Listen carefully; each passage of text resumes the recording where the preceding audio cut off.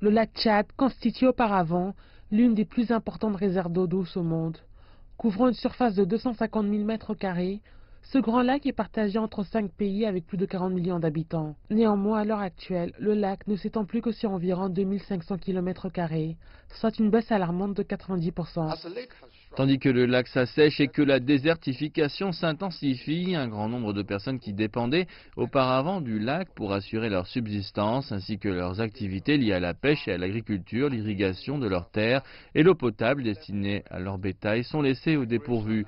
La migration et le déplacement des populations se sont intensifiés, les agriculteurs et les pêcheurs sont confrontés à des récoltes peu rentables et les éleveurs sont obligés de s'aventurer plus loin en quête d'eau et de nourriture pour leur bétail. Alors que le taux de croissance démographique augmente chaque décennie, dans le même temps, le bassin du lac Tchad est confronté à des problèmes de sécheresse, de famine et de la répartition de l'eau, ainsi qu'aux défis humanitaires, aux maladies et autres conséquences négatives du changement climatique. Les conséquences de ces facteurs négatifs signifient que la population locale doit se déplacer ou risquer la destruction de leurs biens, ou même la mort. Les pays du bassin du lac Tchad ont convenu de réunir 6,5 millions de dollars pour la recherche et la préservation de cette ressource.